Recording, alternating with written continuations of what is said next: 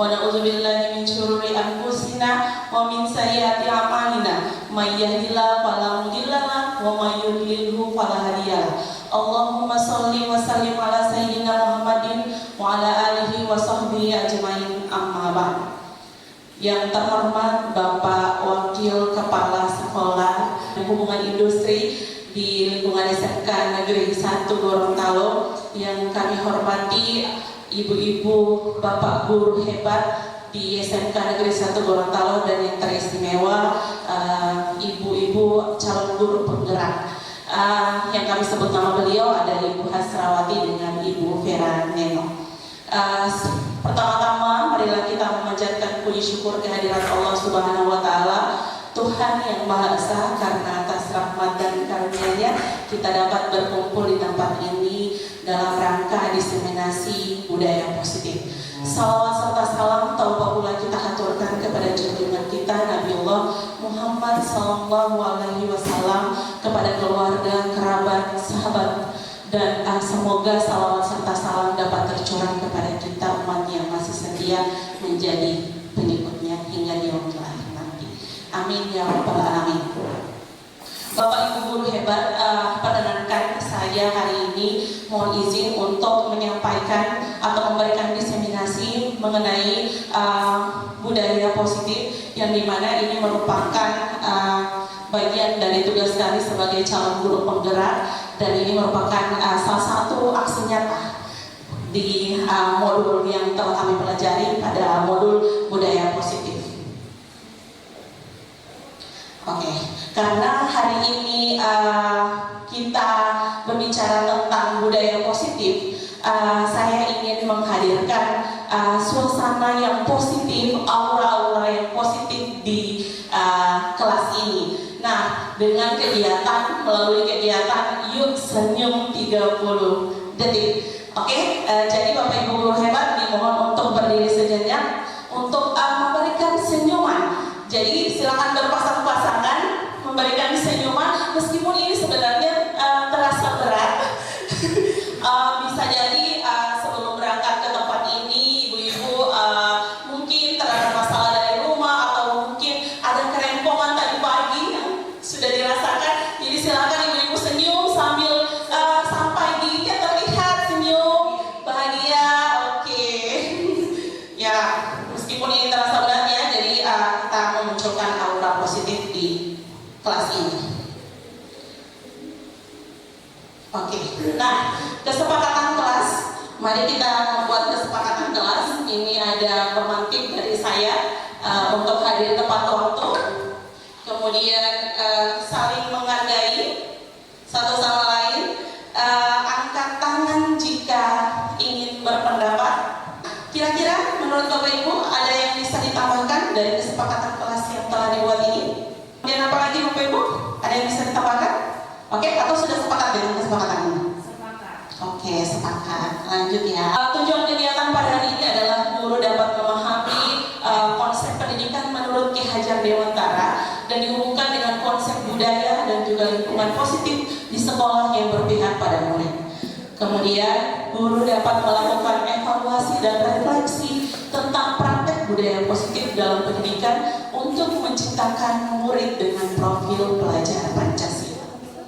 Kemudian yang terakhir adalah guru dapat memahami perannya, yaitu sama-sama kita membangun budaya positif dengan menerapkan konsep disiplin positif dalam berinteraksi dengan peserta didik kita.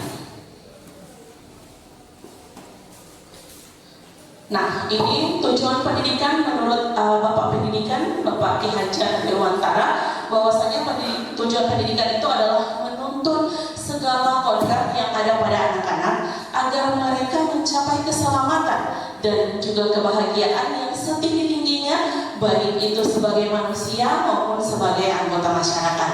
Oleh sebab itu, pendidik itu hanya dapat menuntun tumbuh atau hidupnya kekuatan kodrat yang ada pada anak-anak, agar anak dapat memperbaiki lakunya dan tumbuhnya kekuatan kodrat anak, di mana kekuatan kodrat anak ini ada dua, yaitu kodrat alam dan kodrat zaman. Nah, tanggung jawab kita sebagai guru ini adalah tugas besar kita adalah menciptakan lingkungan yang positif, di mana suasananya kondusif, terdapat interaksi yang baik antara guru dengan siswa, baik itu guru dengan guru, dan sarana prasarana yang menunjang atau yang baik. Kemudian mencabut gangguan atau pelanggaran disiplin. Jadi kita sebagai guru memiliki tanggung jawab untuk mengurangi pelanggaran disiplin, yang baik itu pelanggaran disiplin yang dilakukan oleh sesama kita guru ataupun oleh peserta didik kita. Kemudian yang terakhir adalah tentunya terciptanya budaya positif. Itu adalah tanggung jawab kita sebagai guru. Nah, kenapa budaya positif? Suasana positif itu sangat mendukung terlaksananya pembelajaran yang kondusif. Suasana positif akan membuat lingkungan belajar lebih menyenangkan, sehingga proses belajar dapat berjalan dengan tanpa beban dan tanpa tekanan, melainkan keinginan dan kesadaran dari dalam diri siswa. Suasana positif juga akan membentuk karakter positif dari peserta didik kita, sehingga akan menjadi suatu budaya positif bagi peserta didik maupun menjadi budaya positif di lingkungan sekolah kita. Jadi suasana positif ini yang sangat mendukung keterlaksanaan pembelajaran yang ada di sekolah kita. Lanjut, budaya positif di sekolah itu yaitu nilai dan kebiasaan di sekolah yang berpihak pada murid, agar mereka dapat berkembang menjadi pribadi yang kritis, penuh hormat, dan bertanggung jawab sesuai dengan tuntutan pendidikan kita yang saat ini, yaitu memiliki murid yang dengan profil pelajar Pancasila. Di mana kita ketahui bersama profil pelajar Pancasila ini memiliki 6 dimensi, yaitu yang pertama beriman dan bertakwa kepada Tuhan Yang Maha Esa dan berakhlak mulia, berkebinekaan global, bergotong royong, kreatif, bernalar kritis, dan juga mandiri.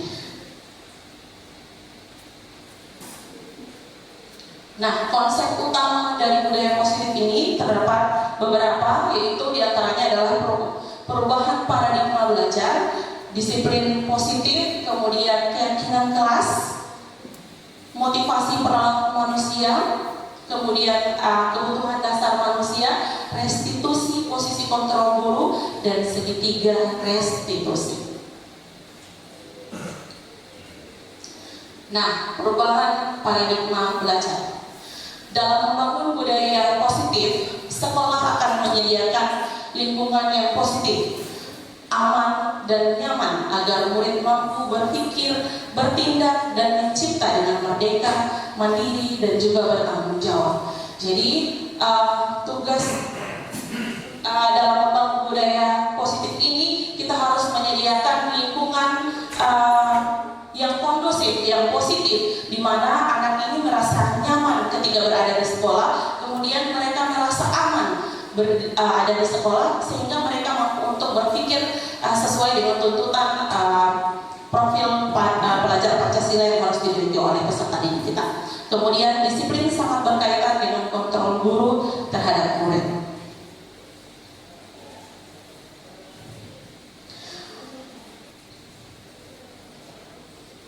Nah, disiplin itu adalah kemampuan memerintah diri dalam mengontrol dan menguasai diri untuk memilih tindakan yang mengacu pada nilai-nilai yang kita hargai dengan penuh tanggung jawab dan tanpa perintah dari orang lain. Nilai-nilai yang kita hargai adalah nilai-nilai kebajikan atau sifat positif manusia yang merupakan tujuan mulia yang ingin dicapai oleh setiap individu, yaitu nilai-nilai dalam profil pelajar Pancasila.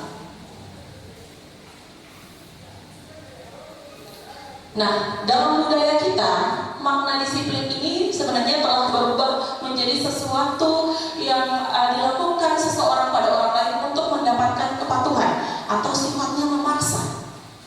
Nah, kecenderungan umum adalah menghubungkan kata disiplin dengan ketidaknyamanan, bukan dengan apa yang kita hargai atau pencapaian dari suatu yang mulia. Nah, sebagai pendidik, tujuan kita adalah menciptakan anak-anak yang memiliki disiplin diri, sehingga mereka bisa berperilaku yang mengacu pada nilai-nilai kebajikan universal dan memiliki motivasi motivasi intrinsik, yaitu motivasi dari dalam diri mereka, dan motivasi ekstrinsik yang dari luar diri mereka. Nah, disiplin positif merupakan salah satu cara untuk menerapkan disiplin yang bertujuan untuk menumbuhkan kesadaran serta memberdayakan anak untuk melakukan sesuatu tanpa sungkan, ancaman maupun tanpa hukuman. Ki Hajar Dewantara menyatakan bahwa untuk mencapai kemerdekaan atau dalam konteks pendidikan kita yang ada saat ini, dan untuk menciptakan murid yang merdeka, syarat utamanya itu adalah harus ada disiplin yang kuat. Disiplin yang kuat adalah kuncinya. Disiplin yang dimaksud adalah disiplin diri yang memotivasi, yang memiliki motivasi internal. Jadi motivasinya harus dalam diri. Jika kita belum memiliki motivasi internal, maka dibutuhkan motivasi eksternal atau motivasi dari luar atau dari pihak lain untuk mendisiplinkan diri kita.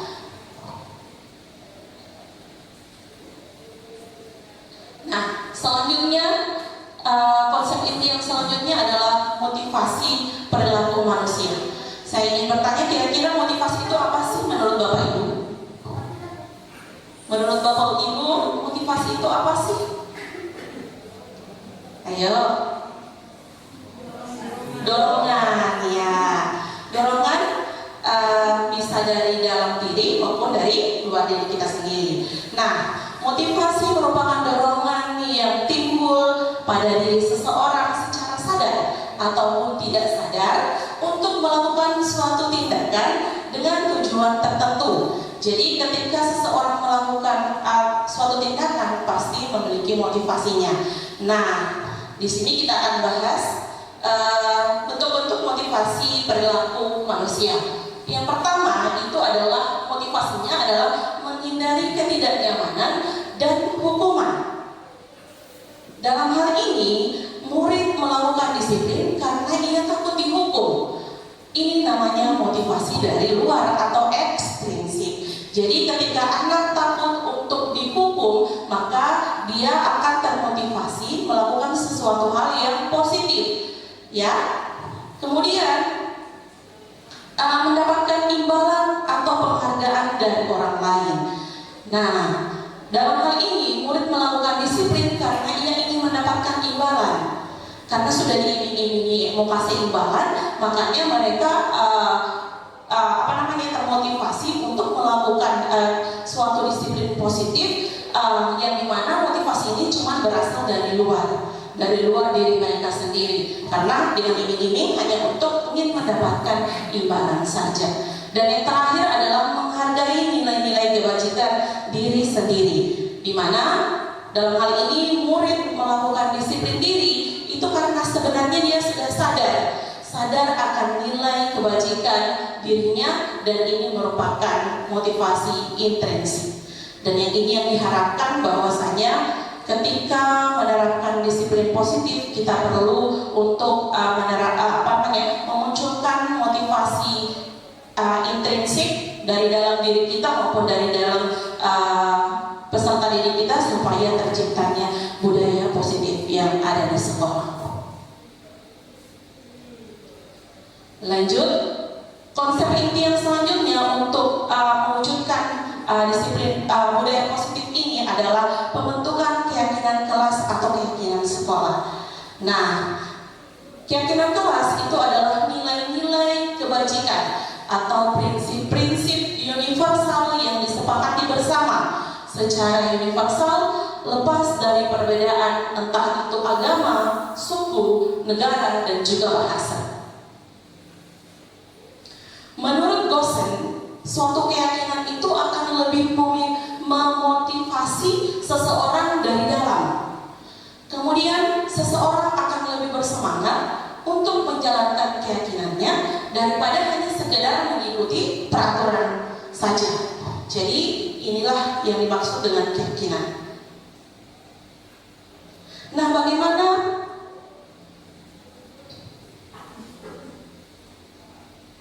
bagaimana pembentukan keyakinan ini?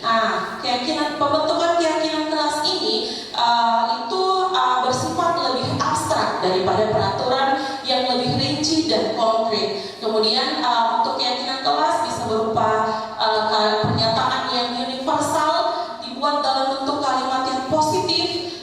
sedikit saja, yang penting mudah dipahami oleh peserta didik kita, kemudian sesuai dengan kondisi kelas atau sekolah sehingga mudah untuk diterapkan, dan kemudian semua warga sekolah itu dilibatkan saat membuat keyakinan kelas. Jadi ketika kita membuat suatu keyakinan kelas, di kelas nanti yang nanti ini kan sudah berjalan, sudah sudah di pertengahan semester, sudah mau pertengahan. Nanti insya Allah di awal semester nanti Bapak Ibu bisa menerapkan membuat suatu keyakinan kelas supaya ini sama-sama dilaksanakan oleh peserta didik, ya, supaya menghindari hal-hal yang tidak kita inginkan.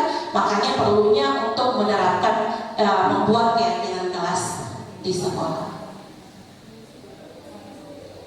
Nah, ketika peraturan kelas ini sudah dibentuk, dibungkus menjadi suatu keyakinan kelas, maka akan tercipta suatu lingkungan yang positif. Dan tentunya ketika lingkungannya sudah positif, akan terciptanya suatu budaya positif. Ya, jadi semuanya berawal dari peraturan yang kita buat, kemudian dibuat menjadi suatu keyakinan kelas yang diyakini oleh semua warga di kelas itu. Kemudian nantinya ketika semua keyakinan kelas ini sudah diterapkan, maka akan tercipta lingkungan yang positif dan ini akan menjadi budaya, suatu budaya positif yang ada di sekolah kita. Ini adalah contoh dokumentasi kegiatan pembentukan keyakinan kelas saya di kelas 11 APL 2. Nah, lanjut untuk ice breaking. Sepertinya Bapak Ibu ini sudah tegang, sudah lelah, sudah capek ya. Kita ice breaking dulu ya. Oke. Ya, di sini gamesnya itu berpasang-pasangan ya. Silakan dipilih siapa yang hitam, siapa yang hijau. Siapa yang mau jadi si hitam? Siapa yang mau jadi si hijau? Ya? Oke. Konsentrasi. Siapa si hijau dan siapa si hitam? Oke. Satu, ketika saya sebut sampai hitungan 3, berarti action. 1, 2, 3, hitam. Oke, sepertinya ada yang tidak konsentrasi. Oke, lanjut. Hitam. Masih ada yang tidak konsentrasi. Oke. 1, 2, 3, hijau. Si hijau memukul si hitam padahal salah. Oke, lanjut. Hitam.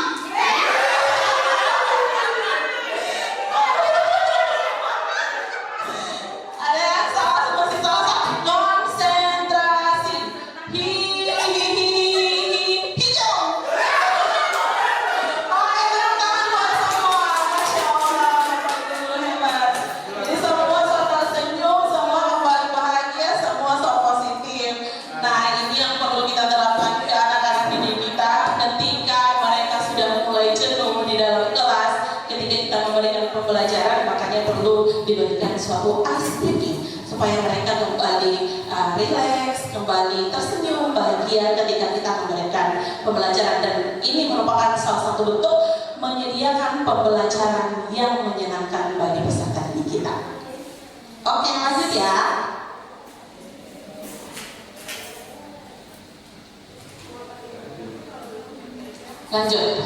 Lanjut kita pada setelah membuat keyakinan kelas, ada disiplin positif, kemudian kita sudah mengetahui motivasi intrinsik. Kita sebagai guru juga perlu mengetahui kebutuhan dasar manusia. Nah, di mana kebutuhan dasar manusia ini adalah contohnya seperti terdapat 5 kebutuhan manusia. Itu yang pertama adalah kebutuhan untuk bertahan hidup, kemudian kebutuhan untuk rasa kasih sayang dan rasa diterima, kemudian penguasaan. Penguasaan ini artinya pengakuan dari orang lain terhadap kemampuan dari seseorang. Jadi seseorang itu juga ternyata butuh pengakuan bahwa dirinya itu hebat. Oke, kemudian setelah penguasaan terdapat kebutuhan dasar untuk kebebasan. Jadi setiap orang itu bebas untuk menentukan pilihannya sendiri, dan kebutuhan untuk kesenangan atau kebahagiaan untuk dunia yang terbatas. Nah, ini ada terdapat pertanyaan pemantik. Ada suatu masalah di mana Ibu Akbar itu wali kelas di kelas 2A di SD Pelita Hati sedang bingung menghadapi ulah salah satu murid di kelasnya yang bernama Doni. Nah, Bapak Ibu, beberapa anak di kelas 2A ini telah datang kepada Ibu Akbar dan menemukan Doni yang seringkali meminta bekal makan siang mereka dengan cara yang tidak baik, yaitu dengan paksaan. Jika Anda menghadapi situasi seperti Ibu Akbar, apa yang akan Bapak Ibu lakukan? Kira-kira ketika Bapak Ibu berada di posisi Ibu Akbar, mendapatkan laporan dari beberapa murid di mana si Doni ini sering memaksa untuk meminta makanan atau bekal makan siang mereka. Kira-kira Bapak Ibu kalau ada di posisinya Ibu Akbar bagaimana? Bagaimana ya Bapak Ibu? Jika Anda menghadapi situasi seperti situasi apa yang dirasakan oleh Ibu Akbar, menurut Anda kira-kira apa alasan Doni melakukan hal tersebut? Kira-kira ada yang bisa menjelaskan? Kira-kira apa sih alasan si Doni? Doni ini merupakan salah satu pelanggar ya, melakukan pelanggaran di mana dia sering memaksa. Nah, lanjut, tentunya kalau kita di posisinya Ibu Akbar, kita harus mencari tahu apa alasan si Doni melakukan hal tersebut. Dalam konteks penerapan disiplin positif, Ibu Akbar sebenarnya seharusnya atau sebaiknya mencari tahu alasan Doni melakukan tindakan tersebut agar mengetahui kebutuhan apa kira-kira yang ada pada diri Doni yang sedang ingin ia penuhi. Kira-kira dari yang tadi 5 kebutuhan dasar, ada kebutuhan apa ya? Kebutuhan untuk bertahan hidup. Kemudian ada kasih sayang dan rasa diterima, kebutuhan penguasaan, kebebasan dan kesenangan. Dari 5 ini, kira-kira apa yang ingin dipenuhi oleh si Doni? Oke, silakan Pak Vicky. Oke, kebutuhan untuk bertahan hidup. Yang lain lagi ada? Kira-kira apa yang kebutuhan yang ingin dipenuhi si Doni? Ya, silakan Bu Asra. Mungkin ditambah dari kasih sayang dan rasa diterima. Iya. Perhatian dengan lapas makan. Iya, Masya Allah. Tepuk tangan dulu buat Pak Vicky dan Ibu Asra. Luar biasa sekali jawabannya. Jadi kita sebagai guru atau kalau ada di posisinya Ibu Akbar, mencari tahu kira-kira apa alasan si Doni melakukan hal tersebut. Nah, apabila jawaban dari si Doni karena ia lapar dan orang tuanya tidak membawakannya bekal makanan makan siang, tentunya kebutuhan yang sedang dia penuhi adalah kebutuhan untuk bertahan hidup. Lanjut, kemudian apabila jawaban si Doni karena ia ingin senang temannya jadi memperhatikan dia, ya kan? Nah, kebutuhan yang ingin Doni penuhi itu adalah kebutuhan cinta dan kasih sayang untuk diterima atau kebutuhan untuk diterima oleh orang-orang yang ada di sekitarnya. Jadi si Doni ini ingin mencari perhatian dari teman-temannya melalui memaksa meminta bekal makan siang teman-teman. Kemudian apabila jawaban Doni itu adalah dia merasa hebat karena temannya jadi takut dan menuruti keinginannya, berarti salah satu kebutuhan dasar yang ingin dipenuhi oleh si Doni itu adalah pengakuan atas kemampuan yang dimilikinya. Jadi pengakuan bahwa dia itu orang yang hebat bisa membuat teman-temannya menjadi takut. Lanjut. Kemudian apabila jawaban si Doni karena dia merasa bosan dengan bekal yang dibawakan oleh ibunya karena selalu membawa bekal yang menunya sama terus. Nah, kebutuhannya itu adalah kebutuhan kebebasan di mana dia ingin bebas memilih kebutuhan akan pilihan, ingin memilih makanan sesuai dengan apa yang dia inginkan. Bisa jadi dia bosan. Ada di sini Bu Vera yang sering membekali anak-anaknya ketika ke sekolah. Bu hebat ya. Nanti insya Allah penerapannya ke anak berarti kita harus memberikan bekal ke anak itu yang bervariasi supaya mereka juga untuk kebutuhan pilihannya itu juga terpenuhi. Lanjut, apabila jawaban Doni itu adalah dan dia menikmati ekspresi wajah temannya yang kesal karena diambil makanannya, berarti itu kebutuhan yang ingin dipenuhi oleh si Doni adalah. Nah, tindakan Ibu Ambar kepada si Doni dengan permasalahan ini, Ibu Ambar mengambil tindakan yang lebih bijaksana. Jika Doni lapar, berarti Ibu Ambar harus berbicara dengan orang tuanya untuk memastikan ia memiliki bekal yang cukup.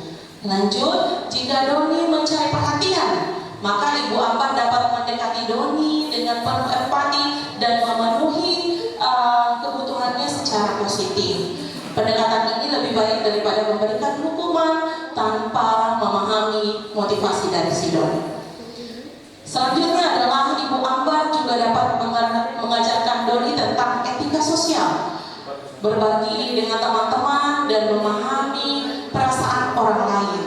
Dengan demikian, Doni dapat mengembangkan keterampilan sosialnya saat sambil memenuhi kebutuhan dasarnya secara lebih baik lagi. Jadi kita posisinya sebagai guru harus memang bijaksana, melihat situasi yang ada pada peserta didik, melihat kebutuhan apa ketika peserta didik kita melakukan suatu pelanggaran atau melakukan kesalahan. Kita perlu jeli untuk melihat kira-kira kebutuhan dasar apa dari si anak ini yang tidak terpenuhi, dan ini yang perlu stimulasi lebih lanjut dari guru supaya kebutuhan dasar ini bisa terpenuhi kepada anak. Nah, dalam penerapan disiplin positif ini sebaiknya kita menghindari pemberian hukuman dan juga pemberian penghargaan. Konsep disiplin dengan identitas gagal untuk pemberian hukuman tentunya akan menyakitkan bagi si orang yang kita berikan hukuman. Murid menjadi tidak nyaman, murid menjadi takut, dan sifatnya itu adalah memaksa. Murid menyembunyikan kesalahan. Tentunya ketika mereka takut, mereka akan menyembunyikan kesalahan yang telah dilakukan, dan kemudian murid menjadi rendah. Ini posisi pemberian hukuman kepada peserta didik. Kemudian untuk pemberian penghargaan itu sebenarnya tidak efektif. Kemudian merusak hubungan atau menumbuhkan sifat iri kepada siswa. Kalau peserta didik kita terlalu banyak kita berikan penghargaan, sementara anak lain tidak, maka itu akan memunculkan sifat kecenderungan sosial bagi anak-anak didik kita, sehingga hubungan mereka menjadi tidak baik. Jadi sebaiknya kita sebagai guru menghindari pemberian penghargaan yang berlebihan. Kemudian mematikan kreativitas, karena terlalu banyak diberikan penghargaan, maka kreativitas anak itu tidak berkembang dengan baik. Kemudian menghukum dengan sistem ranking. Sebelumnya di kurikulum 2013 itu masih ada pemberian ranking. Nah, untuk kurikulum Merdeka kita sudah tidak ada pemberian ranking. Nah, maksud di sini menghukum dengan sistem ranking itu artinya hanya anak yang, misalkan ya, ada anak yang posisinya dia juga anak pintar, anak yang hebat, anak yang kemampuan kognitif, baik sikapnya juga baik. Kemudian, namun dia hanya mendapatkan ranking 2. Nah, di sini akan ada ketimpangan sosial yang dirasakan oleh peserta didik kita dengan pemberian ranking ini. Makanya di kurikulum kurikulum Merdeka ini sistem ranking ini sudah dihilangkan. Jadi seperti itu, menghukum dengan sistem ranking. Kemudian merampas hak untuk menghargai manusia. Lanjut, konsep disiplin dengan identitas sukses. Nah, untuk menerapkan disiplin positif, tentunya harus adanya pemberian konsekuensi kepada peserta didik kita yang melanggar. Nah, contohnya untuk pemberian konsekuensi ini itu pembuatannya itu jangka pendek. Kemudian perlu monitoring berkelanjutan. Jadi sudah baik untuk memberikan konsekuensi kepada anak-anak, tapi juga perlu monitoring secara berkelanjutan. Ada stimulus dan tentunya ada respon. Kemudian murid menghargai atau menghormati peraturan yang ada dan kehilangan waktu untuk mengurangi kesalahannya. Nah, selanjutnya untuk restitusi. Nah, pada posisi ini dengan konsep disiplin restitusi, murid ini akan bertanggung jawab akan perilakunya. Kemudian mereka akan fokus pada pemecahan masalah dengan jangka yang lebih panjang, murid menghormati dirinya dan orang lain, kemudian teori kontrol atau dirinya memegang kontrol penuh. Jadi semua kontrol ada pada diri anak tersebut. Murid bersemangat untuk memperbaiki masalah. Nah, selanjutnya mari kita berlatih Bapak Ibu. Entah ini termasuk pada bentuk hukuman atau pemberian konsekuensi. Untuk yang pertama, lari mengelilingi lapangan basket 2 kali karena terlambat hadir di sekolah. Kira-kira ini merupakan hukuman atau konsekuensi? Hukuman. Kita lihat. Oke, benar sekali. Kemudian yang kedua, membersihkan coretan yang dibuat di meja. Sebuah bentuk konsekuensi. Kemudian yang ketiga, murid diminta untuk push up. Hukuman. Kemudian yang keempat, menggantikan kertas. Konsekuensi. Mantap. Kemudian berjemur di lapangan. Hukuman. Masya Allah. Murid diminta bertelanjang kaki sepanjang hari karena tidak menggunakan sepatu. Oke, kita lihat. Oh iya, hukuman. Berdiri di depan kelas.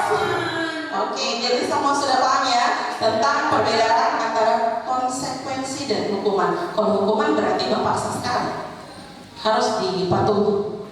Ya, sifatnya memaksa. Nah, selanjutnya restitusi. Restitusi itu termasuk pada konsep inti budaya positif, yang dimana restitusi itu adalah proses menciptakan kondisi bagi murid untuk memperbaiki kesalahan mereka sehingga mereka bisa kembali pada kelompok mereka dengan karakter yang lebih kuat. Ya Bapak Ibu, jadi ini adalah restitusi itu salah satu pendekatan yang dilakukan kepada anak yang melakukan pelanggaran atau masalah, di mana mereka itu murid ini adalah memperbaiki kesalahan mereka sendiri dan mereka bisa diterima kembali oleh orang-orang yang ada di sekitarnya. Ciri-ciri restitusi itu adalah bukan menembus kesalahan, namun belajar dari kesalahan. Kemudian restitusi ini memperbaiki hubungan. Restitusi ini tawaran bukan paksaan, menuntut untuk melihat ke dalam diri murid, kemudian mencari kebutuhan dasar yang melandasi tindakan, fokus pada karakter bukan pada tindakan, dan menguatkan serta fokus pada solusi yang ingin dicari, solusi terhadap masalah yang ada. Selanjutnya, konsep inti yang selanjutnya adalah posisi kontrol. Terdapat 5 posisi kontrol, yaitu penghukum, pembuat orang merasa bersalah, sebagai teman, sebagai pemantau, dan juga sebagai manajer. Untuk sebagai penghukum, seorang penghukum bisa menggunakan hukuman fisik maupun verbal. Mereka bisa melakukan hukuman secara fisik kepada anak maupun dengan kata-kata. Yang kata-kata itu yang biasanya lebih menyakitkan ya, karena membekas di hati anak. Jadi ini yang perlu kita hindari. Kemudian pembuat orang merasa bersalah, biasanya guru akan bersuara lebih lembut. Namun hal ini belum terlalu efektif kalau terlalu lembut dengan peserta didik kita, ya kan? Nah, selanjutnya sebagai teman, guru pada posisi ini tidak akan menyakiti muridnya, namun akan tetap berupaya mengontrol murid melalui persuasi atau melalui pendekatan. Kemudian monitor atau sebagai pemantau, memonitor berarti mengawasi anak didik kita. Kemudian posisi yang terakhir adalah posisi sebagai manajer, respon yang menunjukkan tanggung jawab guru dalam posisi terakhir. Manajer adalah posisi mentor di mana guru berbuat berbuat sesuatu dengan murid, mempersilahkan murid untuk mempertanggungjawabkan perilakunya, kemudian mendukung murid agar dapat menemukan solusi dari permasalahan yang ada pada dirinya sendiri. Jadi Bapak Ibu guru hebat, dari 5 posisi kontrol ini, posisi manajerlah yang paling bijaksana bagi yang harus dimiliki oleh seorang guru. Jadi dalam menghadapi permasalahan yang ada di peserta didik kita harus memposisikan posisi kita ada di posisi manajer. Jadi kita bersama-sama untuk menjadi mentor kepada peserta didik kita, mempersilahkan mereka untuk dapat mempertanggungjawabkan kesalahan yang mereka lakukan. Kemudian bersama-sama dengan murid mencari solusi. Kira-kira solusi yang pantas untuk masalah yang diperoleh atau yang dilakukan oleh anak didik kita itu seperti apa. Jadi ini yang dilakukan oleh seorang guru pada posisi kontrol sebagai seorang manajer. Lanjut Bapak Ibu guru ya. Nah, sekarang saya ingin memperlihatkan video tentang 5 posisi kontrol dari seorang guru. Ibu dan Bapak guru hebat dalam penerapan disiplin positif. Salah satu program yang dikembangkan adalah 5 posisi kontrol. 5 posisi kontrol dalam restitusi adalah proses perjalanan seorang pendidik agar dapat menggunakan. Pada video kali ini, kita akan membahas tentang 5 posisi kontrol yang dikembangkan oleh Diane Lawson dan contoh penerapannya.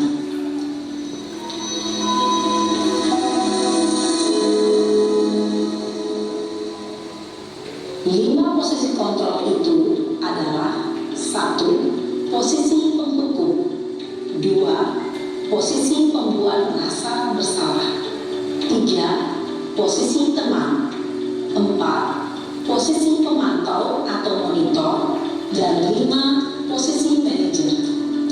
Untuk lebih memahami kelima posisi tersebut, mari kita saksikan kasus Naren yang terlambat hadir 20 menit di sekolah dan melihat bagaimana kelima posisi kontrol dalam menghadapi masalah tersebut.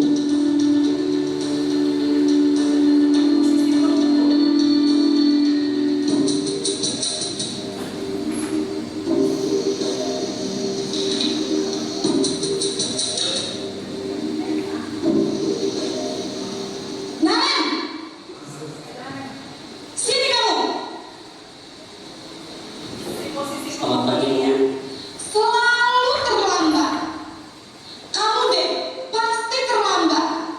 Maaf Bu, saya Apa? Apa coba? Alasan kamu apa lagi? Kapan sih kamu tidak terlambat?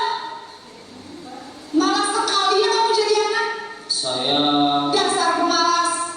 Gak kapok-kapok sih kamu. Sudah berapa kali terlambat? Sana, kamu keliling lapangan basket 2 kali. kenapa saya harus beli lapangan basket Bu? Kenapa? Kamu melawan ibu. Berani-beraninya jawab. Sudah terlambat, masih berani jawab pula. Sekarang, keliling lapangan basket 5 kali sekalian. Biar kapok. Cepat. Pergi sana ke lapangan basket.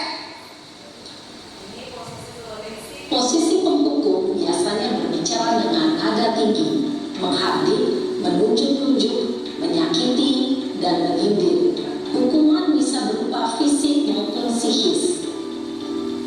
Ibu dan Bapak guru hebat, dampak yang terjadi pada murid ketika guru berada pada posisi penghukum adalah murid cenderung akan memberontak, bahkan menyimpan dendam.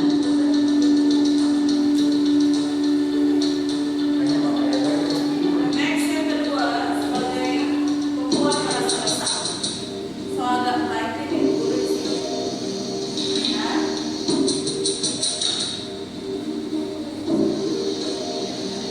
Naren,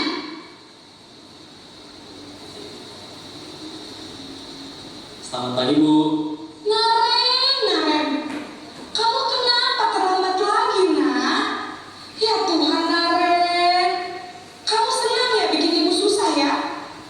Kalau kamu terlambat lagi, nanti ibu yang ditegur bapak kepala sekolah, nak. Disangka ibu tidak bisa membina kamu. Duh, gimana ini? Maaf Bu, Duh, Gusti Naren. Kamu suka ya kalau ibu ditegur bapak kepala sekolah? Terus, sekarang ibu harus tulis apa ini di buku absen? Ini kamu sudah sering terlambat loh. Ibu harus apa coba? maaf Bu, maaf sekali. Ya sudah, lain kali jangan bikin ibu susah lagi ya, nak ya. Ibu tidak akan kuat lagi kalau kamu begini terus. Bisa jantungan kalau ibu tegur bapak kepala sekolah. Sana cepat ke kelas. Maaf ya Bu, maaf sekali. Posisi pembuat rasa merasa bersalah berbicara dengan nada tenang, cenderung lembut. Namun kata-kata yang diutarakan membuat murid merasa menjadi orang yang gagal, memandang buruk dirinya sendiri, merasa tidak berharga, dan tidak sanggup membahagiakan orang lain. Ketika guru mengambil posisi pembuat rasa bersalah, murid akan menganggap dirinya yang bersalah dan ia akan menyimpan emosi negatif tersebut di dalam dirinya.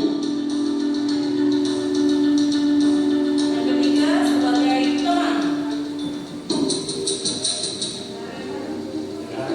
Tidak ada lain.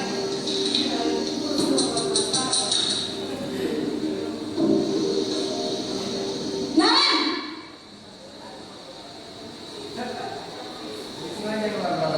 Selamat pagi Bu.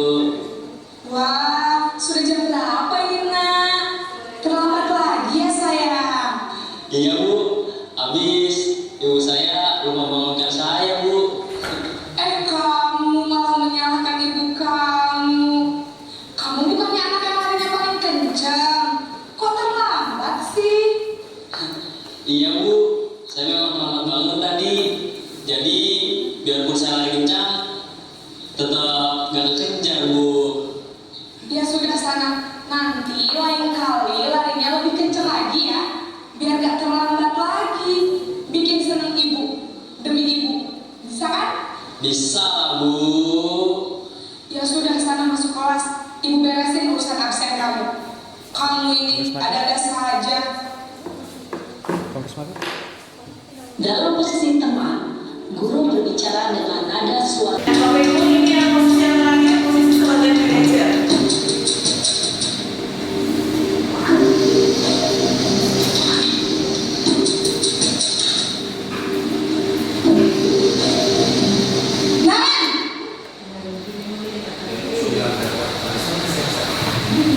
Selamat pagi Bu. Selamat pagi Naren. Maaf Bu, saya terlambat. Iya, sekolah masuknya jam 7, sekarang sudah jam 7.20. Jadi sekarang bagaimana ini Naren? Maaf Bu, saya lupa setel alarm saya semalam. Baiklah, menurut kamu, keyakinan sekolah yang mana yang perlu kamu tingkatkan? Menghargai diri sendiri dan orang lain mungkin ya Bu. Setuju. Jadi, apakah Naren meyakini prinsip saling menghormati tersebut? Iya Bu, saya meyakininya. Apakah Naren bersedia memperbaiki masalah keterlambatan ini? Bersedia Bu. Bagaimana kamu akan memperbaiki masalah keterlambatan ini? Saya akan coba untuk tidak lupa menyetel alarm saya Bu. Baik, kalau Naren lupa menyetel alarm di rumah, ada orang yang kira-kira bisa bantu mengingatkan tidak? Ada Bu, kakak saya, Kak Emma. Ada lagi selain Kak Emma? Selain Kak Emma, ada ibu saya. Baik, jadi yang mengingatkan Naren adalah Kak Emma dan ibu kamu ya? Kira-kira akan mulai setel alarm kapan nih Naren? Setelah pulang sekolah, akan segera saya lakukan. Baik, jadi Naren akan setel alarm untuk bangun besok pagi dan akan diingatkan oleh kakak dan ibunda Naren ya. Ada lagi yang mungkin perlu dilakukan Naren agar tidak terlambat bangun lagi. Tidak ada Bu. Baik Naren, terima kasih untuk kerjasama kamu. Sekarang kamu perlu kembali ke kelas untuk belajar. Baik Bu, terima kasih. Posisi manajer adalah posisi kontrol yang disarankan untuk membimbing murid memiliki sikap disiplin yang positif, yaitu murid yang mandiri, bertanggung jawab, dan dapat memecahkan masalah. Tujuan dari posisi ini adalah agar murid dapat berefleksi atas tindakannya. Guru akan dengan tulus memberikan pertanyaan-pertanyaan bermakna, sehingga membuat murid dapat belajar dari kesalahannya dan mencari sebuah solusi untuk menyelesaikannya. Ibu dan Bapak Guru hebat, setelah mengamati adegan kelima posisi kontrol tadi, kira-kira posisi mana yang paling ideal? Posisi mana yang dapat menunjukkan motivasi intrinsik murid? Ya, tentu posisi manajer. Posisi ini memang posisi ideal dan ingin dituju setiap pendidik. Pada posisi inilah, guru dapat menerapkan disiplin positif yang berpihak pada murid, yang yang memerdekakan murid. Perjalanan seorang pendidik tentunya tidak mudah untuk sampai pada posisi seorang manajer. Namun, tujuan kita pasti, yaitu menciptakan murid-murid yang mandiri, merdeka, dan bertanggung jawab. Baik Bapak Ibu, saya lanjutkan kembali. Berarti posisi yang sangat disarankan ini adalah ada di posisi manajer. Karena di posisi manajer ini yang posisi paling bijaksana. Kemudian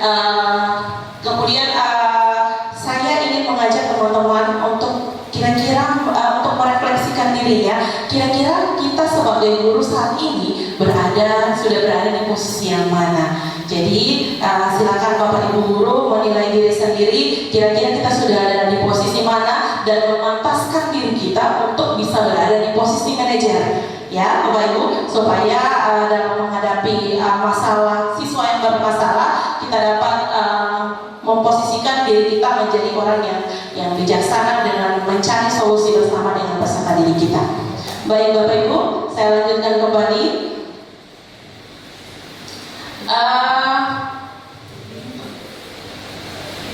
Oke. Dalam menyelesaikan permasalahan yang ada di sekolah atau menerapkan disiplin positif, kita perlu menggunakan pendekatan menggunakan segitiga restitusi. Nah, proses menciptakan kondisi ini, segitiga restitusi ini merupakan konsep inti yang terakhir dari budaya positif Bapak Ibu. Nah, proses menciptakan kondisi bagi murid untuk memperbaiki kesalahan mereka sehingga mereka bisa kembali pada kelompok mereka dengan karakter yang lebih kuat lagi. Nah, melalui restitusi, guru dapat membantu murid untuk menjadi lebih memiliki tujuan, memiliki disiplin positif, serta memulihkan dirinya setelah berbuat salah. Membantu murid untuk jujur pada diri sendiri dan juga mengevaluasi dampak dari kesalahan yang dilakukannya, serta memberikan penawaran dan bukan paksaan. Memberikan penawaran berupa restitusi kira-kira seperti apa penyelesaian masalah yang dihadapi tanpa paksaan. Ya Bapak Ibu, ini terdapat langkah-langkah untuk menyelesaikan masalah menggunakan segitiga restitusi, yang mana yang pertama adalah kita perlu menstabilkan identitas dengan contoh kalimatnya adalah setiap orang pasti pernah melakukan kesalahan, dan kalimat lainnya adalah kamu pasti bukan satu-satunya yang pernah melakukan hal ini. Ini contoh dari kalimat dalam menstabilkan identitas anak. Kemudian yang kedua adalah validasi kebutuhan. Nah, untuk bentuk kalimat dalam validasi kebutuhan, kita bisa memberikan kalimat seperti kamu tentu punya alasan mengapa melakukan hal itu. Jadi silakan Bapak Ibu gali kira-kira motivasi dia melakukan hal tersebut itu adalah apa. Kemudian dalam validasi kebutuhan kita memberikan kalimat seperti adakah cara yang lebih efektif untuk kamu untuk mendapatkan apa yang kamu butuhkan. Jadi seperti itu untuk validasi kebutuhan. Jadi kita di tahap ini adalah melihat kira-kira seperti apa kebutuhan dasar dari si anak yang sedang dia ingin penuhi. Kemudian yang terakhir adalah menanyakan keyakinan. Pada tahap ini kita sebagai guru menanyakan kembali kepada anak-anak kira-kira nilai apa yang telah kita sepakati bersama ketika membuat keyakinan di kelas. Kemudian kamu bentuk pertanyaannya adalah kamu ingin menjadi seperti apa, menjadi orang yang seperti apa. Jadi inilah bentuk pendekatan menggunakan segitiga restitusi dalam menerapkan disiplin positif pada anak. Oke. Bapak Ibu, ini adalah contoh penerapan disiplin segitiga restitusi.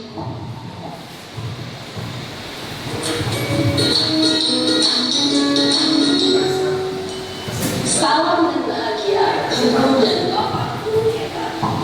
Pada video kali ini kita akan membahas tentang salah satu program disiplin positif yang diterapkan di lingkungan sekolah yang dikenal dengan nama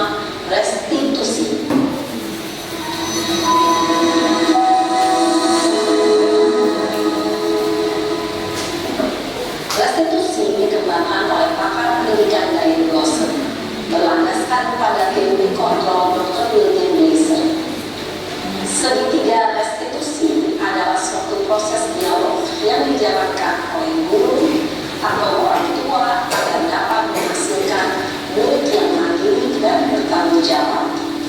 Pada saat guru di posisi manajer, aspek yang dikembangkan pada murid adalah motivasi intrinsik, sehingga penanaman nilai-nilai kebajikan dapat tumbuh dan berkembang menjadi suatu kebiasaan positif yang akhirnya membentuk karakter murid. Proses dialog ini terdiri dari 3 langkah yang digambarkan pada ketiga sisi pada segitiga restitusi. Sisi pertama adalah menstabilkan identitas. Sisi yang kedua adalah validasi tindakan yang salah. Dan sisi yang ketiga adalah menanyakan keyakinan. Ibu dan Bapak Guru, berikut ini akan ditunjukkan bagaimana seorang guru berada dalam posisi manajer menggunakan penerapan segitiga restitusi.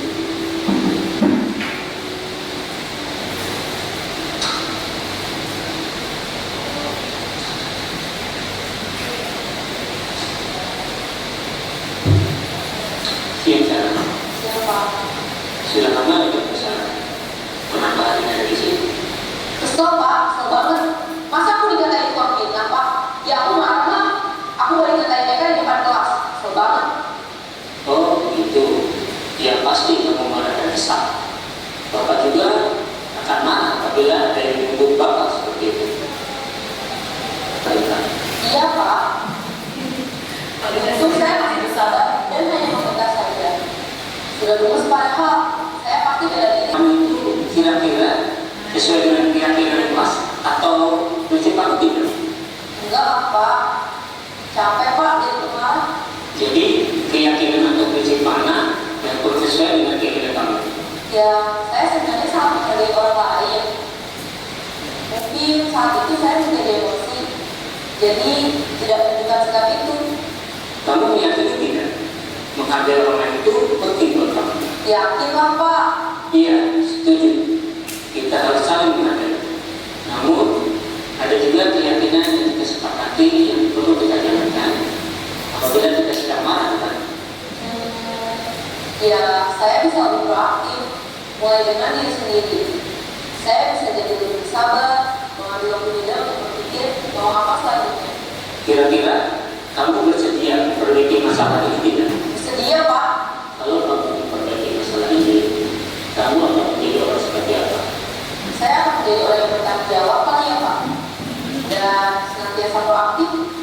Iya, menurut kamu bagaimana rasanya menjadi orang seperti itu? Ya nyaman lah, bangga bisa bersabar dan menahan diri. Baiklah kalau begitu. Yuk kita pikirkan bagaimana memperbaiki masalah ini.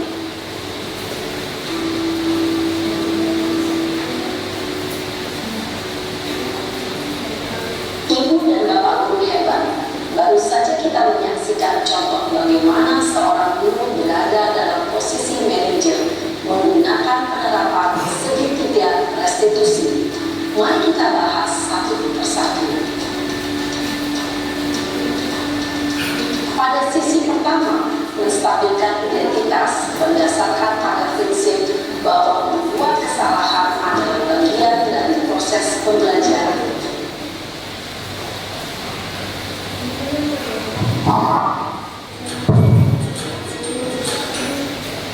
Baik Bapak Ibu, saya lanjutkan kembali materi.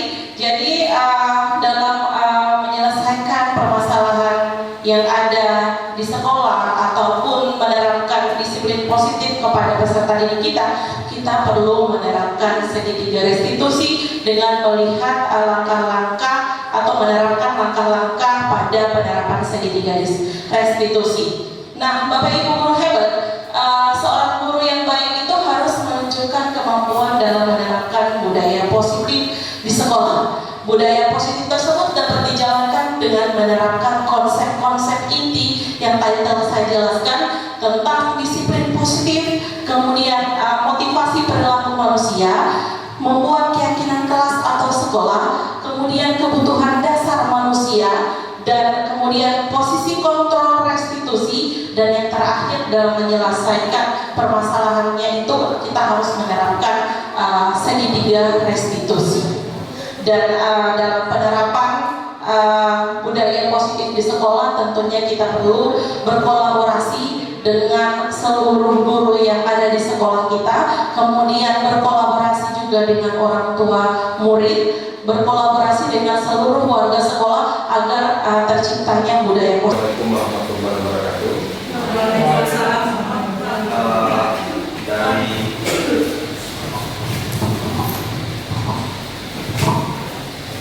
ya, luar biasa presentasi untuk hari ini terkait dengan budaya positif tadi. Sempat dijelaskan ada 40 slide ya.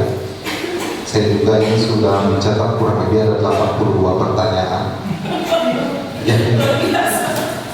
yang sudah dirangkum menjadi 2 pertanyaan saja. Yang pertama tadi kan sudah dijelaskan ada keyakinan kelas, kemudian di slide berikut itu ada juga peraturan kelas. Nah, sedangkan di beberapa catatan juga di buku-buku itu ada juga yang namanya kesepakatan kelas. Nah, kira-kira menurut itu apa beda dari ketiga ini? Keyakinan kelas, peraturan kelas dengan kesepakatan kelas. Apakah ini ketiga yang berbeda atau ini sama? Kemudian yang kedua terkait dengan pemberian penghargaan, itu kan tadi sempat disentil. Pemberian penghargaan ini kan yang diminimalisir dilakukan oleh guru kepada siswa karena efeknya itu lebih besar dibanding manfaatnya, bahkan hanya menimbulkan motivasi ekstrinsik di siswa.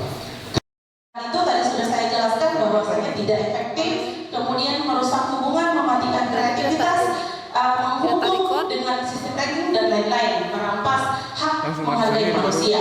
Nah, selanjutnya ketika pemberian dikaitkan dengan masalah yang ada di SMK Negeri 1, pemberian penghargaan di sekolah terhadap guru-guru yang berprestasi atau terhadap anak-anak yang berprestasi.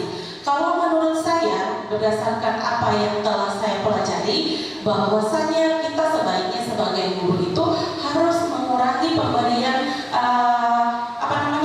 penghargaan, karena itu bisa jadi ketika kita membuat suatu event seperti event tentang guru wali kelas terbaik, misalkan wali kelas terbaik, tentunya sebagai guru wali kelas yang lain juga pasti sudah, setiap orang itu pasti melakukan yang terbaik, ya kan? Sudah punya motivasi intrinsik dari dalam dirinya. Namun untuk pemberian penghargaan ini tentunya akan menghadirkan motivasi ekstrinsik. Namun kita perlu melihat bahwasanya setiap guru yang ada di SMK Negeri 1 ini melakukan yang terbaik, Pak Vicky.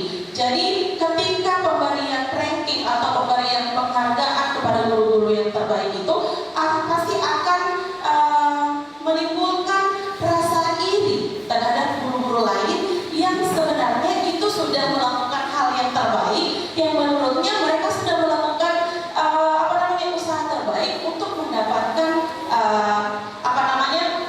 penghargaan ini. Dan ini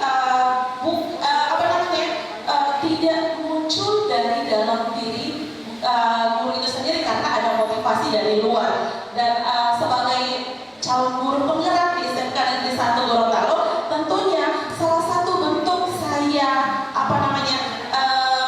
hadir di sini adalah memberikan diseminasi kepada ibu. Kira-kira kita sebagai guru harus mengurangi pemberian penghargaan, dan untuk lebih lanjutnya ke pihak yang lebih atas lagi atau pemangku-pemangku kepentingan atau kepada kepala sekolah atau kepada wakil-wakil kepala sekolah yang melaksanakan program ini atau program tentang pemberian penghargaan terhadap guru-guru yang berprestasi, ini yang mungkin perlu lebih lanjut kami diskusikan dengan mereka agar supaya semua hal-hal yang dilakukan oleh guru yang ada di SMK Negeri 1 itu harusnya termotivasi dari dalam diri mereka sendiri, bukan karena adanya penghargaan seperti itu. Dan penghargaan ini akan memunculkan sifat yang tidak baik kepada rekannya, yang dimana mereka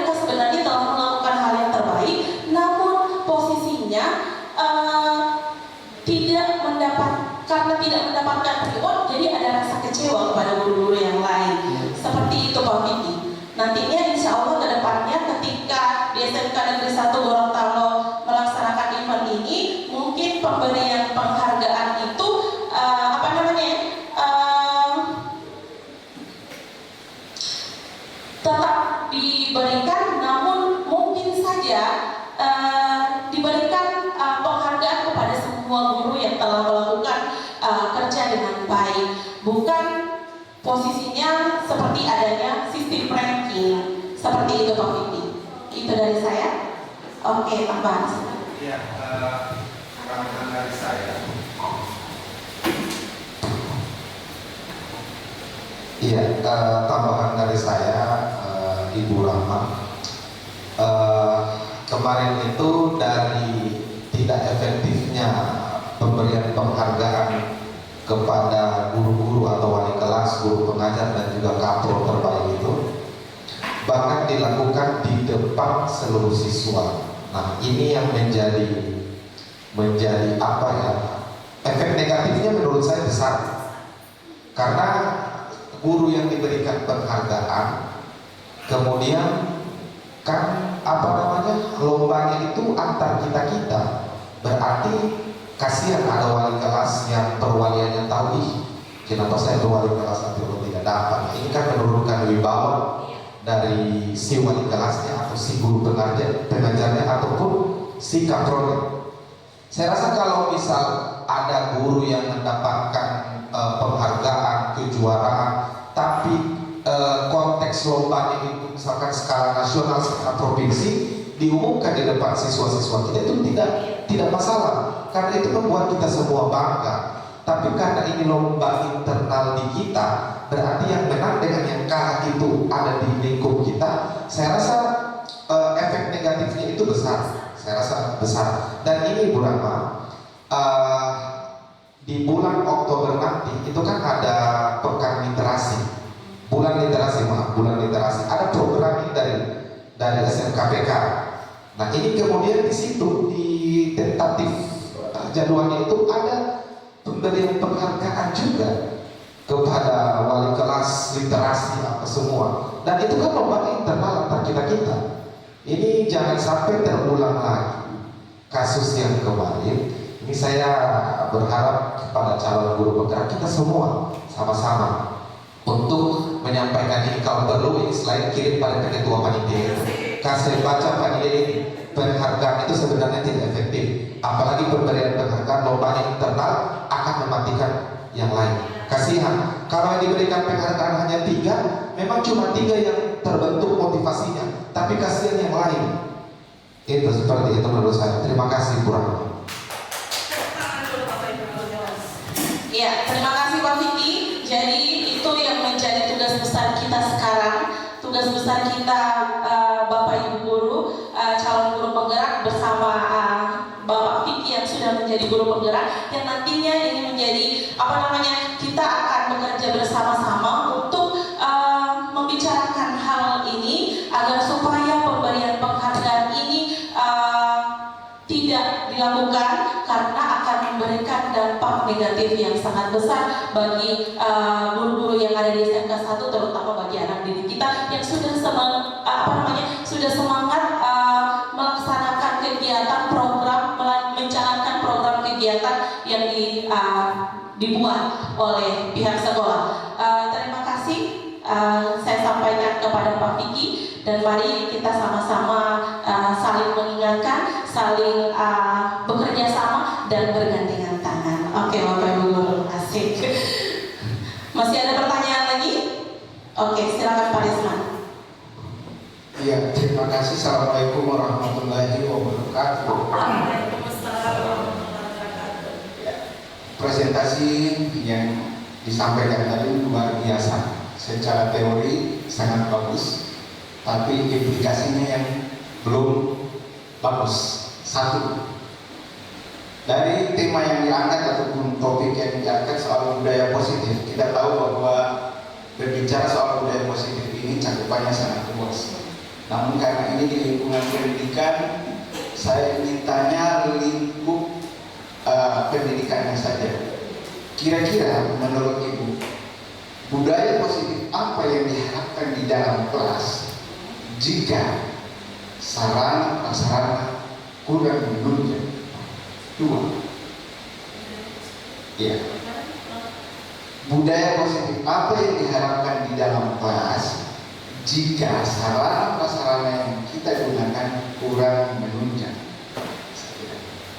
kedua, berangkat dari tujuan pendidikan menurut panpel kita. Om saya di Hajar Dewanto ini. Ya. Ya, pertanyaan saya dari tujuan pendidikan ini, menurut pendapat Ibu, apakah tujuan pendidikan menurut Ki Hajar Dewantara saat ini memang benar-benar adanya? Jika benar, bagaimana pendapat Anda dengan adanya kurikulum yang berubah-ubah?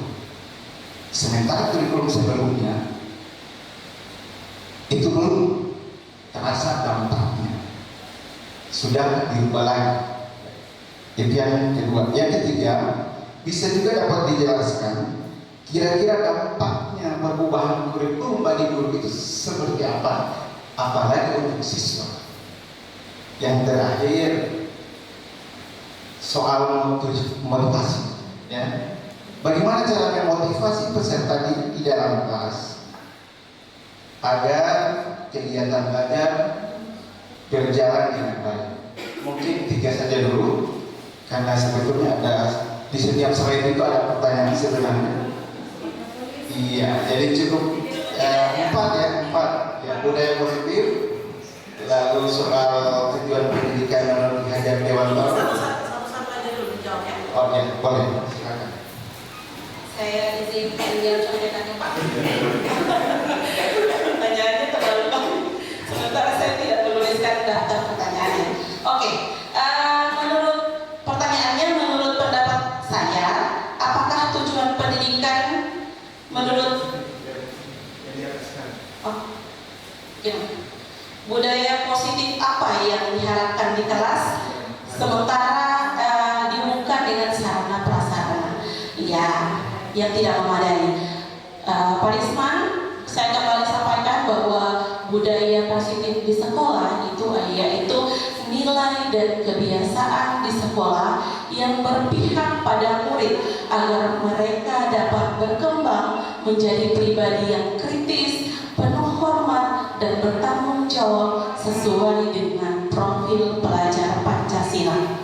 Jika dikaitkan dengan sarana prasarana yang ada di sekolah, penerapan budaya positif ini, Pak Risman, itu adalah sebenarnya kita hanya membiasakan anak-anak kita untuk melakukan hal-hal yang positif, kemudian sehingga mereka itu menjadi pribadi yang mampu berpikir kritis, yang tercakup di dalam profil pelajar Pancasila. Jika dikaitkan dengan situasi atau sarana prasarana yang saat ini yang mungkin menurut Pak Risman itu belum menunjang seperti itu Pak Risman ya. Nah, di sini dibutuhkan kreativitas dan inovasi dari seorang guru. Kita sebagai guru tidak boleh hanya diam saja ketika atau berpasrah diri ketika sarana prasarana kita tidak menunjang. Bagaimana menurut Ki Hajar Dewantara itu yang saya pelajari, kita sebagai guru itu harus menghamba kepada peserta didik. Artinya menghamba di sini jangan dikonotasikan ke hal yang negatif, bukan untuk menghamba atau tunduk kepada peserta didik, namun kita sebagai guru harus menyediakan semua kebutuhan yang dibutuhkan peserta didik dalam proses pembelajaran. Sehingganya untuk menerapkan budaya positif ini kita tidak perlu benar sekali sarana prasarana itu juga menunjang, tapi kalau jika dikaitkan dengan sarana yang ada di sekolah, misalkan bisa dikatakan tidak menunjang, disitulah yang dituntut adalah inovasi dari seorang guru. Seperti saya, mohon izin, saya adalah guru matematika di SMK Negeri 1. Sebenarnya saya itu setiap hari dalam proses pembelajaran butuh sekali yang namanya LCD, proyektor, memudahkan saya untuk membelajarkan kepada peserta didik, kemudian memahami bagaimana kebutuhan dari peserta didik ini dalam proses belajar. Namun kita ketika setelah belajar menjadi calon guru penggerak, saya melihat situasi yang ada di sekolah. Sepertinya kalau memang sarana prasarana yang tidak menunjang, kita boleh menggunakan media lainnya seperti lembar kerja peserta didik yang kita bagikan kepada anak didik kita supaya proses pembelajaran ini dapat berjalan dengan baik. Anak-anak tumbuh menjadi pribadi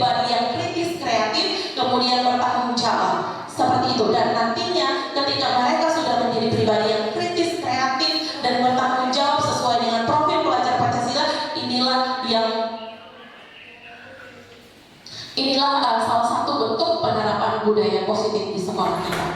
Jadi tidak masalah itu Pak Risman kalau cuma soal sarana prasarana, karena bersyukur saja kita di Gorontalo seperti ini. Ada yang di daerah sana di Papua, Atiolo, kasihan sekali dalam sarana prasarana. Namun penerapan budaya positif ini tetap harus dijalankan.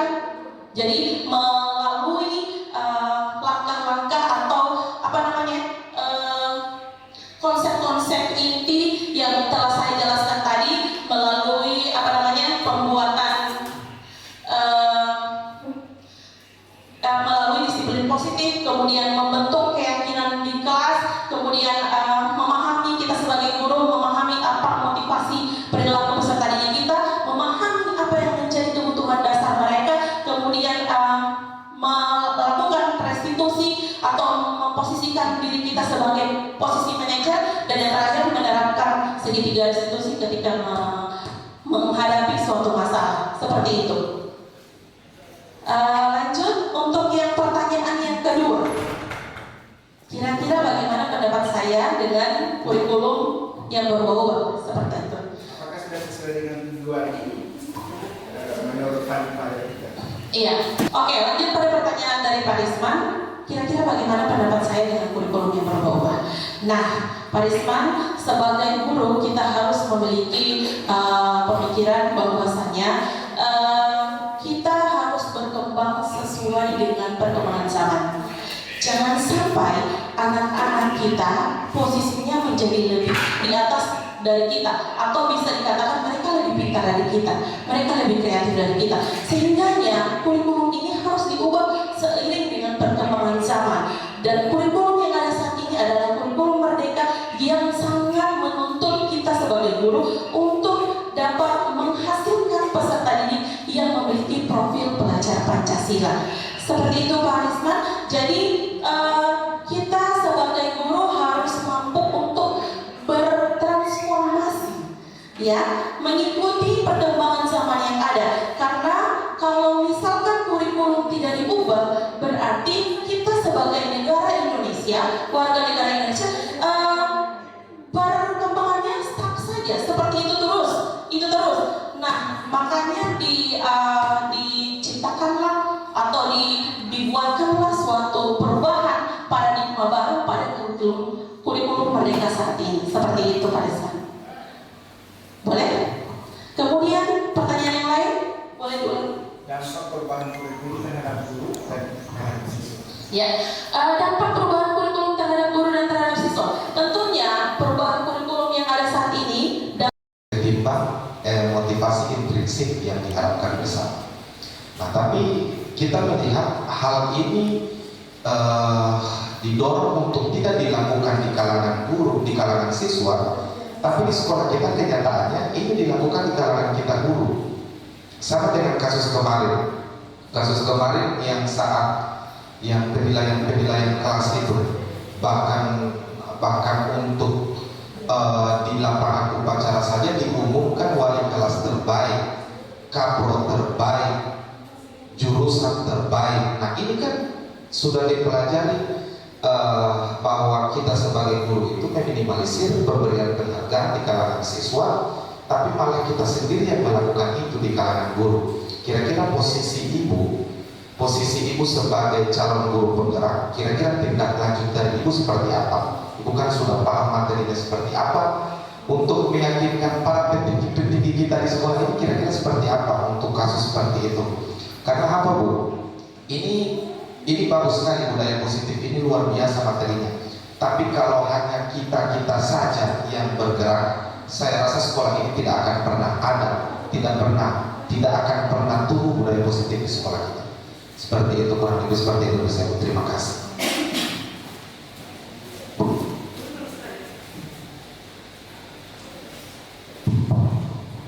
Baik, terima kasih atas pertanyaannya. Langsung saya jawab saja Pak ya. Jadi tadi sudah saya sentil tentang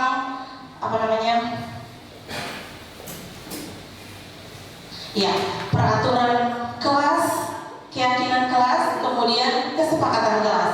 Kalau menurut saya, peraturan kelas itu adalah peraturan yang dibuat di kelas tersebut. Misalkan tidak boleh merokok, atau kalimat yang lain, kalimat lainnya adalah peraturan dulu, masih peraturan. Peraturannya adalah tidak boleh datang terlambat, misalkan ya. Jadi berdasarkan peraturan itu kita harus tentunya membuat dulu, kita harus harus membuat kesepakatan kelas dulu, ya kan? Setelah itu, ketika kita membuat kesepakatan kelas itu, tentunya kita membuat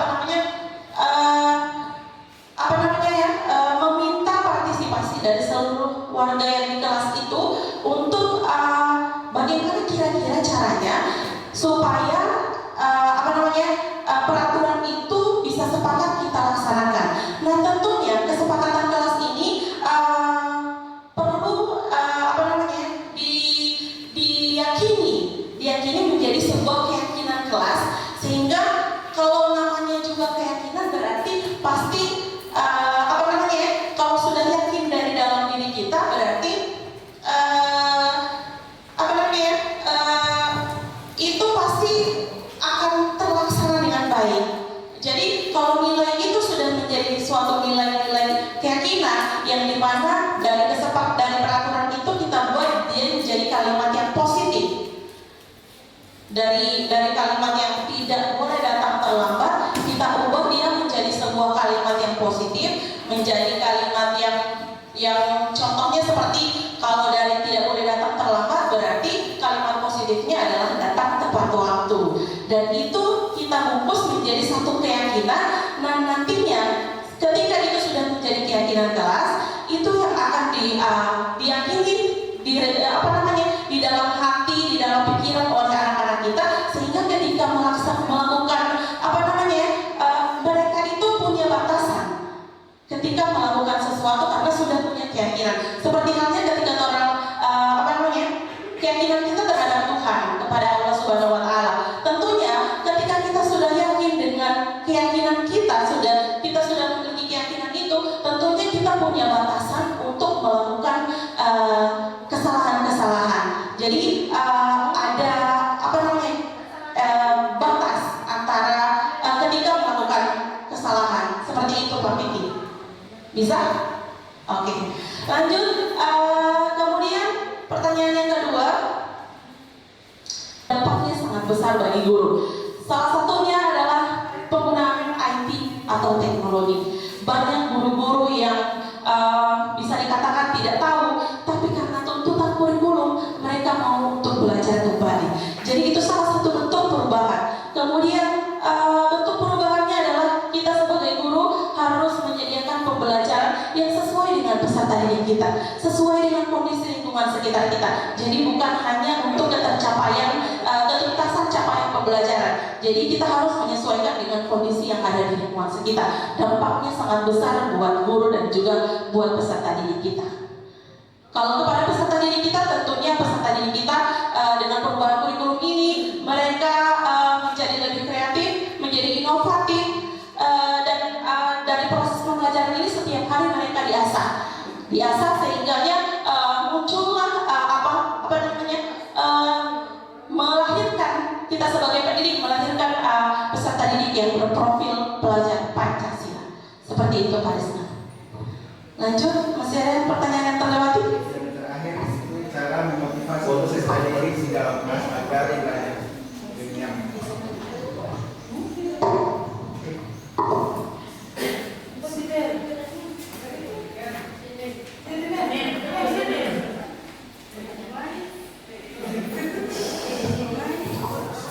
Bagaimana pertanyaan terakhir Pak Desna? Cara memotivasi peserta didik agar mereka di dalam kelas nyaman. Ya, cara untuk memotivasi peserta didik agar mereka itu nyaman di kelas, tentunya kita sebagai guru harus bisa menjadi sosok yang diidam-idamkan atau yang dirindukan oleh peserta didik kita.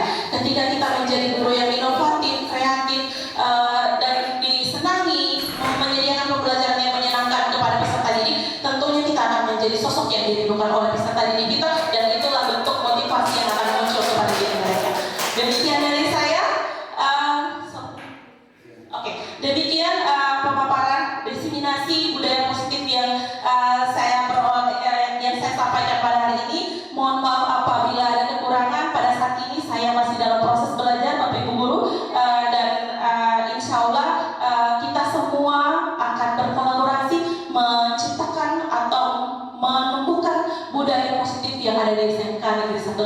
tercinta.